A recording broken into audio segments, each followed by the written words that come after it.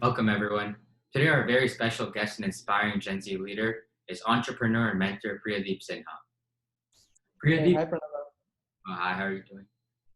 I'm doing well.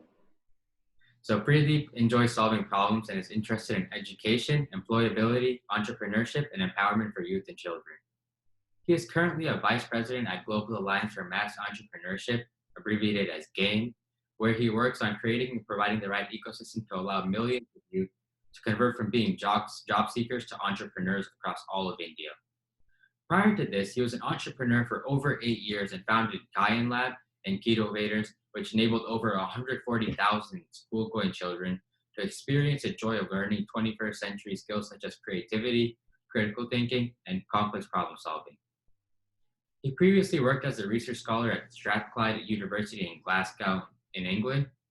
He is also a TEDx speaker and has also spoken about education across various forums in India, USA, and Brazil. On top of this, he has a degree in mechanical engineering from Manipal University. So welcome to Gen Z Leaders. Thank you so much for your time. Absolutely my pleasure, Pranava, and look forward to the discussion that we are going to have today. Yeah, for sure. So I just wanted to ask, I saw your job background and it seems like it's focused, most of your jobs have been focused on trying to find jobs for younger people in Gen Z. Is there anything that specific that made you interested in this type of work? I guess at some point when I got started with my journey of entrepreneurship, we were working with people who were school students, right? And these were usually ninth graders, 10th graders, and so we thought to ourselves, hey, can we create a system where learning is fun, it's more engaging, it sort of doesn't come across as something that's tiring, boring, right, which usually learning is associated with, right? Can it be something that's absolutely built in a way where there's extreme like learning happening without putting too much effort, right? And that's where the concept of GyanLab came up. And so the first set of kids we were working with, who were ninth and 10th graders in 2010-11, they were the sort of first segment of Gen Z, right? And I was, I think, what, 21, 22 at that point of time. And I saw a very clear, distinct sort of difference between them and somebody like me, right? The kind of, they were more confident, right? Definitely had more empathy towards not just other people but other situations, problems, etc., right? And that's I mean, the kind of conviction that these people had at 14, 15 years of age, right? I didn't have at 21. And I think that was something that really got me inspired, and it still keeps me inspired to be working with folks from Gen Z, from working for folks from Gen Z. And I think it has been a very exciting journey for me over all these years. That's really interesting. And I also saw you were interested in empowering the youth overall. So what does that mean to you and specifically, and why is that important to you? I think, of course, I mean, almost all of my work around youth has been in India. And what's most special about India at this point of time is that out of the 1.3 odd billion people that we have, right, over 700 million people are below the age of 25, right? I mean, that's.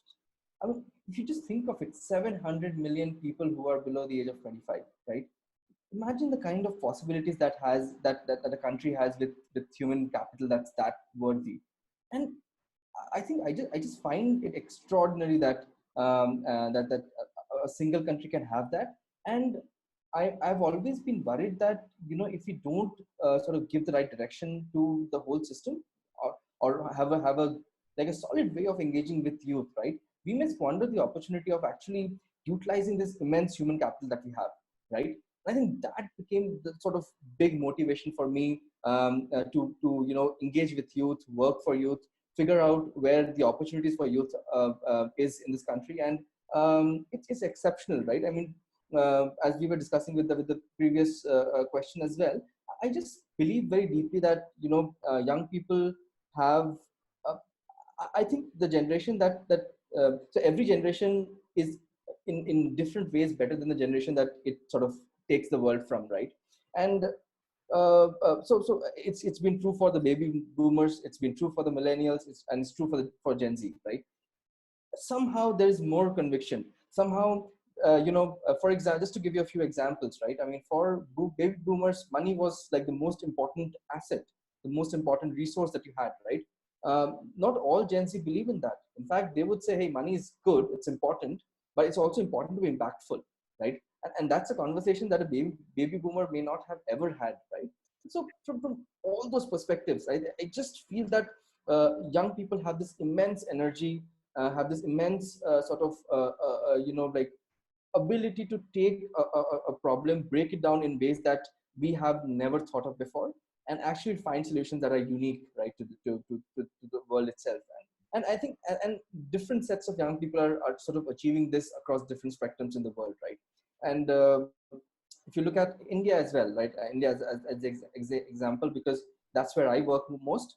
I just find it absolutely fascinating that there are so many youngsters who have achieved so much at a very young age, right? And yet do not let it get to their heads. For example, one of the young girls who works with us at Game as an intern. She's an Ashoka fellow, and she started this whole thing around why on saving water called Why Waste, right? And she was 15 when she did that. At 15, I had no clue what I wanted to do in life, right? Absolutely none. So that it just gives me belief, like, and sitting in front of you right here right now, I think my belief just increases a little bit more, right? That the youth has immense potential, and I think it's us for us to give you enough space, to give you sort of the enough resources, and to allow you to sort of live life in the experimentation mode that you want to. And all of this really excites me, and I think it makes me believe that if we can just give the right levers to youth, we can see some phenomenal results to so many problems that the world is facing today. Yeah, I definitely think the Gen Z has a lot of potential too, because I think their minds just move faster than the older generations. Absolutely. Yeah. And from your background, I could see that you're very well traveled. Did you find any major differences in the Gen Z population and all the different places around the world that you went to and visited? Actually, not. So in fact, if the folks I met from previous generations, they were different, right? And I did like try to understand a little bit about it. What came across very strongly was that a lot of the past generations, including mine. I mean, I got internet when I got a dial-in system or a dial-up system. I don't know what it was called, but you had to basically take your telephone connection, pull off the cable from there, and plug it into your CPU, right? And we got that kind of internet when I was in school, and this was like probably around 8th or 9th grade when we got that for the first time, right? So if you had to, use internet, you had to call everyone and let them know, hey, I'm using the internet, so you won't be able to call me for the next hour, right? And uh, it was really slow. So what you could do is basically download images and content for your projects from Google. Um, but that's all you could do, right? It wasn't internet, the internet that we know today. Then I went to college, and I'll tell you, the download speed that I got in the first year of my college was never above 10 kb per second, right? Yeah. So imagine that. So I'm not a digital native, and people from who are my age are not native to the digital world, right? Our understanding of internet is actually acquired, and it's not natural to us. Hence, you would find differences in folks in my generation. So if you look at Japan or South Korea or China or India or Africa, Europe, or the Americas, you will find like there's a difference in people, right? But when you look at Gen Z, I mean, you had access to internet from a very, very young age, right? It almost, so you are a digital native, right? It almost seems like so for you to imagine a world without internet is hard itself, right? And you had all the possible information in the world with you right from the word go, and which was true for almost youth across each of these countries, right? So you look at any country, a large number of youth had access to information from internet, and they were actually consuming the same information at the same time, right? And which is why I feel that when I look at Gen Z from across different countries, I don't find a lot of differences. The mindset, the thinking, the sort of belief in oneself, all of that seems to be very, very uniform. Actually, that's a very fascinating and interesting thing, and also something that that will I think break more cultural boundaries. It will allow more collaboration to happen. It will allow people to get more creative with things they do. And I think it just brings a whole slew of openness to any activity that you do, right? I think I don't find any difference across Gen Z in any part of the world, and that's absolutely fascinating. Yeah, that's really cool. I thought there would be a difference, but I guess the internet just changes everything overall. Yeah. And I think it just I think the knowledge economy has been a huge sort of equalizer, and so you can be a youth in a very remote place in India, but you will still have mobile internet with you, right? Which means that you can use Facebook, WhatsApp, you can check things on Google, you can do the exact same things which any young person can do in any place in the world, right? And it's true for young people everywhere, right? Of course, there are other influencers around you. For example, for this youth who may come from a rural place in India or in China or from like the Americas or Africa for that matter, right? I think for them the environment might be a little different, and which makes create smaller differences. But when you let two or three youngsters from different part of the world start having conversations, right? You don't find them like getting challenged or being surprised at something, right? Whereas I think the generation of my parents, they would be surprised at how people of their age in Vietnam are, right? Or how people of their age in Africa or Japan are. But it won't be the case for Gen Z, right? I think, and I think that it really means that you have a lot more opportunities to do exceptional things. Yeah, I like you said, I just can't imagine a world without internet. I think all Gen Z people are like that. So, I hope so. Yeah. and everywhere you went, did you see that the parents, teachers in the community were being supportive of Gen Z and like helping them accomplish their dreams and their goals, or were they trying to force them into going into like a certain career path or such thing? I think my submission of this is that in more developed economies, and within those economies, in more developed households, right, there's a lot more freedom being given, right? So young people have a lot more freedom in households which are sort of more open, which means that the parents are very well educated. They have a very solid worldview. They have traveled more themselves. They know people from different cultures and communities, etc. I think the openness is far greater in families like that, right? And whereas in families which are more traditional, right, and in countries which are still developing, I think you will find a lot of cases where young people still don't have the kind of freedom to sort of express themselves in the way they want, right? I think it's getting better. It's better than what it was in the last decade and the decade before that, right? And it's constantly improving. But I still feel that at some level, it needs more work, right? And hence, sort of my request always to young people has been that if you are one of those privileged people, and if you have that sort of openness available to you, utilize that in the best possible ways to reach out to young people who are not as privileged as you, and ensure that you're able to break boundaries, right? You're able to make them think at the level that you are, right? And also ensuring that their families are able to think differently. I'll give you the example when we ran Kidovators like for over 6 years. Like, so Kidovators as a program ran for 6 years, and you won't believe this. I mean, we used to give complex problems like uh, let's say if a country had to give a grant or an aid to a smaller country, should it be through the government or should it be through the non-profits who are working in that area, right? And this is basically to somebody who's in the seventh or the eighth grade, right? The next was, how do you build like really exceptional cities, right? How do you build more resilient cities? How do you build more aspirational cities? And we gave this problem statement to fourth graders, right? And when we actually gave the problem statement out, uh, parents would call us and say, hey, this is very difficult for my child. How would he or she know what to say? And our response to them was, I think you should just leave them alone, right? And that's been my mantra for forever. Yes. And I just told them that, look, you have to let them express themselves, right? And you would be yourself surprised how capable they are. And when these parents actually saw their kids talk about these things, right, I think they were just completely blown away, because they never realized that a young person with that that little amount of sort of life in, that they have gone through, they're able to think of problems in such complex ways, right? And come up with solutions that are so much more dynamic than they themselves can.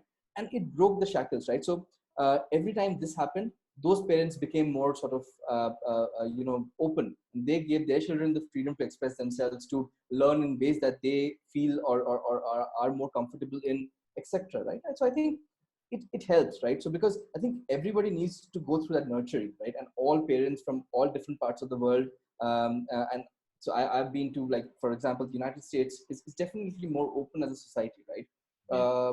Brazil is like really, really open, right? I mean, it's just such it feels like a very free country, right? Whereas in India, I think there are more traditions and there are more sort of cultural nuances that are important for us. And I think it's it's like it takes a journey, right? For every parent and every child, that journey has to be taken, so that the parents start realizing that, hey, I need to give space to my children, right? I can't see my dreams through them. I can't enforce my dreams on them, right? Etc. And for every child to be like, hey, I think I am also a very, very capable individual. I'm as capable as anybody else in the world, maybe in a different way, and I think I have a right to explore that, right? And I think that journey is something that the world still needs to take, and a lot of parents, a lot of children need to go through that journey. But I think we are in a far better place than we were a decade back, or 2 decades back, or 3 decades back. Constantly improving, right? Mhm. In fact, I even saw that on your TED talk when you said to just leave the kids alone. I even showed that to my mom the other day. I just remember that. I won't get into that controversy, but yeah, I mean, if you can say that, for sure. And just let them explore. I think that was a really good idea. Yeah. With the internet, like you said, the knowledge and awareness is becoming normalized between everyone in Generation Z. So, with this, do you think the world is becoming a smaller place? And do you think that's a good or bad thing? I think it's a phenomenal thing. One of the sort of best learning experiences that I had in my life was when I actually went for that the visiting, as a visiting scholar to Strathclyde University in Glasgow, and this was basically my first trip outside India. Right, till that point in time, I had always been in India. Of course, I had lived in different parts of the country, which still gave me some sort of openness in my mind. I'd seen multiple cultures, I'd seen people from different communities, I've interacted with so many people, and I think that helped, right? But when I landed up there, I just realized that, hey, there's a very different world out there, right? People can be so much more different than you are. And we were living in the student accommodation there, and we were actually about, I think, 68 or 69 of us in Glasgow, and we came from 30 odd countries, right? And that sort of cultural exchange that happened in those 2 months, I think, just opened my eyes even more, right? And I just realized that how different can we be, yet so similar, right? And I think it's great that the world is becoming a small place. It's absolutely phenomenal, because it allows us to sort of understand so much more about other people, right? About other communities. I mean, I now like I'm a fan of something called haggis, right? Which is a Scottish dish made out of sheep's belly, and it's absolutely phenomenal, right? Um, there is this I think the food in, like, for example, I went to Austin in the US, and Austin's food is exceptional, right? I mean, there are also these slow roasted meat that they make, and I think it's out of the world. I wouldn't have gotten to understand this if I hadn't gone or traveled there, right? Or I hadn't, like, sort of gotten that experience. And when you talk to somebody from a different part of the world, right? It's always so, like, you're always learning a little bit more than knew before that conversation, right? And even in this conversation, somebody like me is learning a bit more than I knew, right? And so is for you. I think it's just great that the world is becoming a smaller place. It's absolutely phenomenal that we're so well connected these days. I mean, of course, it can lead to a burnout. I mean, I'm not saying that it doesn't, right? And for a lot of people, that's a challenge. But the point is, excess of anything is a problem, right?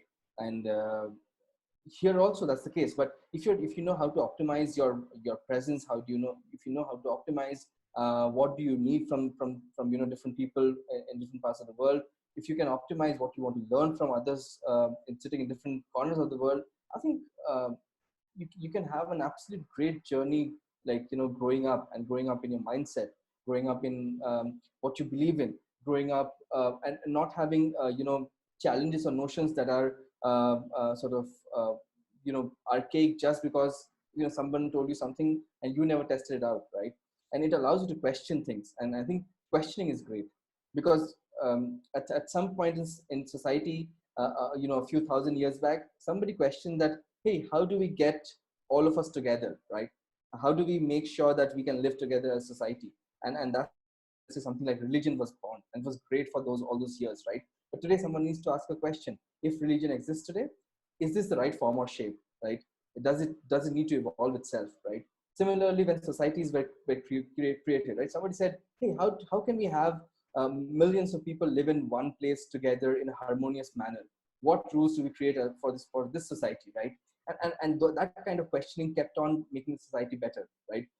It led to a lot of infrastructure, civic growth, but it's also led to a different growth in mindset, right? I mean, think about this, right? When you're driving down the road, you never sort of it just comes so naturally to you that you need to stop at the light, right? And so at some point this wasn't the rule, right? At some point this wasn't a part of your life, and yet it's so ingrained now, right? At some point people never like.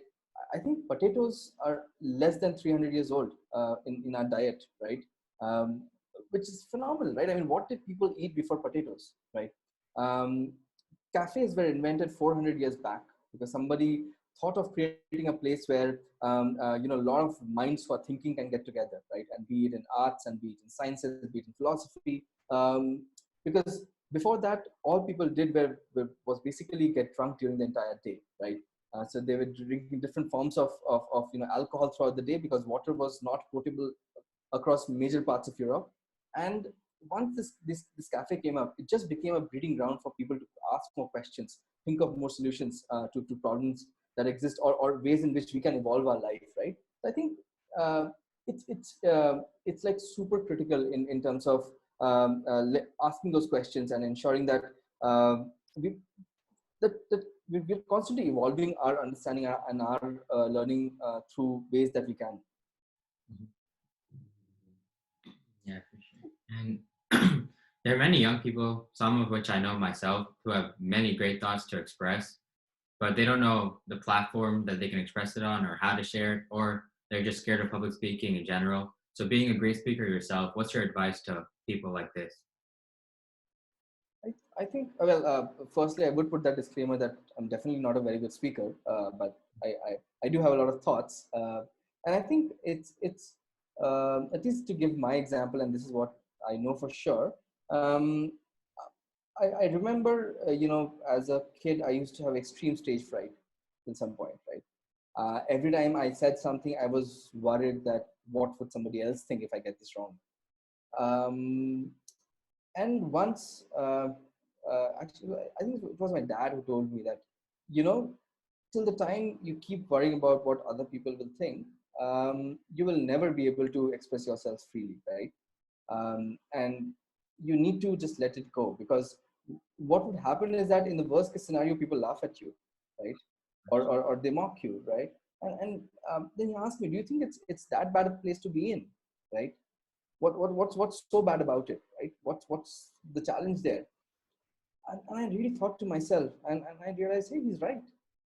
Worst case scenario, I mess up, right? Or I goof up on stage. That's fine.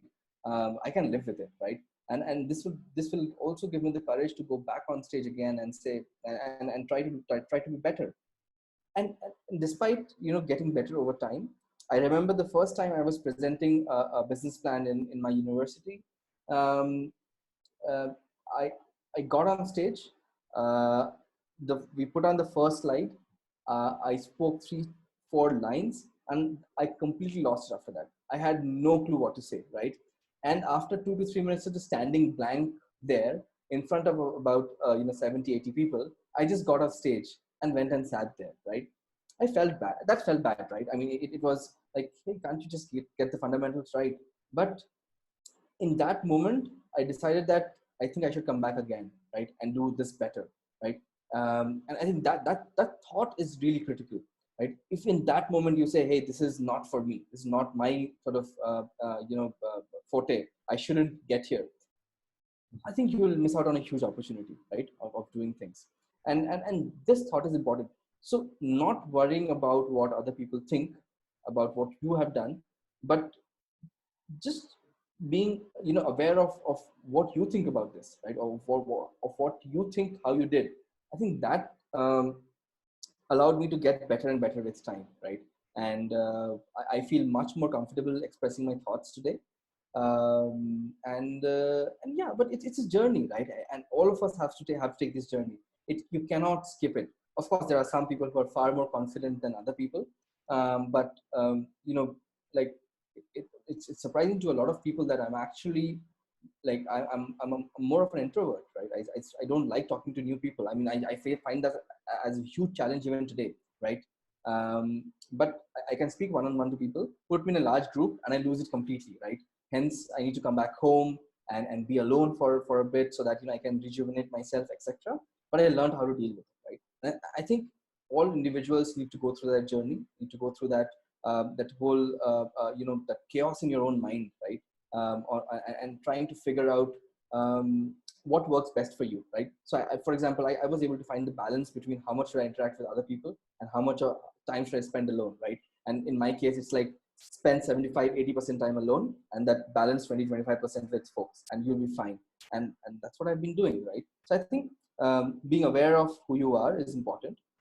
Being be willing to fail and being willing to face that sort of a stigma of not being able to do things right the first time is I think important. And it's also knowing that you will not get there in day one, right? You will have to go through that journey, and nobody can skip it. I think all of this should help every individual get better at expressing themselves. Yeah, for sure. That's some really good advice. I'm pretty sure a lot of people could use that because there's a lot of shy people here in America, especially, that don't want to express their thoughts, even if they have some brilliant ideas. And what are your thoughts on the communication barriers between Gen Z and the current workforce? I know it might be different in India, but here there are a lot of communication barriers between the older generations in the workforce and Generation Z members coming in. So, what are your thoughts on that? I think I'm very sure that the generation which is in the workforce right now faced challenges with the generation before that, right? And they found out ways to deal with it, right? One way that I found to be working very well is negotiation, right? And actually, I remember that for example, as a child, my parents always made sure that the rules in the household were the same for everybody, right? And we had like and I remember not getting anything in life for free, right? There's always like sort of it was like a bit of a trade-off, right? You watch television for this much amount of time, and you do something in return for this, right? And that helped, right? So my sense is that when a specific generation feels that the generation above it does not understand itself, I think it's been true for every sort of generation that has existed on this earth of human beings, right? And it's always been a challenge. I think the art of sort of dealing with that is in negotiation, is in sort of having that dialogue, having that conversation with the folks, and really again expressing yourself and saying that, look, this works for me, right? And no individual party has to accept what the other sort of party says completely, right? It's you. So you get to. I mean, this is basically like, let's say when two countries negotiate. I mean, it's never that one country gets everything that it wants and the other does not get anything, right? I mean, it's always like a balancing act, right? It's always a sort of a number of trade-offs that you do, and I think that's important too, right? For example, I realize that Gen Z and folks in Gen Z do want to see success very quickly, right? And there are times when there's a huge clash on gratification, because whereas the expectation is to of this generation is to have more instant gratification, The generation before that believes that you have to travel a path to to be able to get to a point of gratification, and then it's more around delayed gratification, right? And none of these approaches are absolutely correct in their ways, right? It has to be like through conversation, through dialogue, you get to a point where there's a balance, right? And everyone reaches to an agreement that, okay, so I'll allow you to do this, given that you sort of let me do these, right? And I think that works for every generation, and I just feel that um, it's about really being sort of honest and truthful in conversations like this, and you will see a lot more things happen, right? I mean, I, like for example, I can, like, this is very very funny, but children who usually are nice to their parents always get more from their parents, right? I mean, it's isn't it a given, right? Yeah. So which means it's a trade-off, right? You're basically just being smarter about how to deal with your parents, and your parents are being smarter in how they deal with you, right? I think that works phenomenally well. So I think if really the generation wants to be understood well, I think it also needs to understand the thoughts and the mindset of generation before them, and have that open dialogue to reach to proper conclusions, right? And I think people will understand that for sure. Yeah, for sure. I think a lot of Generation C doesn't understand that. They just want everything to go their way in the workforce. I think that might be, and I think instant gratification is one of like the biggest aspects that contribute to that. Right. And finally, do you have any message you would like to share with the Gen Z community as a whole? I think I don't know if this is a message, but I'm really excited about the time when Gen Z takes over the world, right? I mean, all of our world leaders become people from that generation.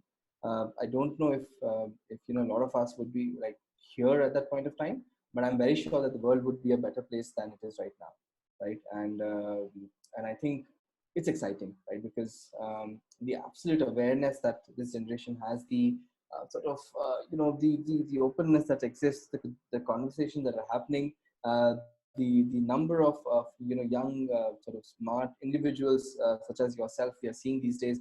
I just feel it's absolutely amazing, the capabilities and the abilities that this generation has. I just my only message is that like I think being true and honest to oneself, trying hard throughout life to do things, making sure that in whatever you do, others are not really harmed in any way, right? Ensuring that every action that you take is for the benefit of you and people around you, if not others, right? And I think um, I just feel that the world would be a much better place 40 or 50 years down the line, right? Given that it takes time. So most global leaders today are people who are baby boomers. So even the millennials haven't had the chance yet, right? So it's going to take some time for the Gen Z to get to that real opportunity of actually sort of driving the world. But I think you're far more ready than any generation before, and I think that for me is super exciting. Yeah. Thank you so much, Mr. PD, for all the time today. My Great. pleasure, Pranav, and I think it was absolutely phenomenal. Just the level of questions you had, like, had me stumped for a bit, right? I mean, I was like, hey, I couldn't have asked these questions when I was your age, so kudos for that. Yeah, it's just what came to my mind. It's great to talk to someone that's like between my generation and my parents' generation because you bridge the gap like really well. And you kind of understand like both sides. So it's great. That's good to know. Yeah, that's good to know. And thank you so much. And I really wish you luck in everything that you do. Yeah. And I mean, you're already a star, right? Because you have the understanding to process information and things that you see around the world in a way better than most of us, right? So I think I'm just really hopeful that at one day you'll do exceptional stuff, and we'll all be super proud of you. So and I look forward to that day. Yeah, me too. Thank you. Man. Absolutely.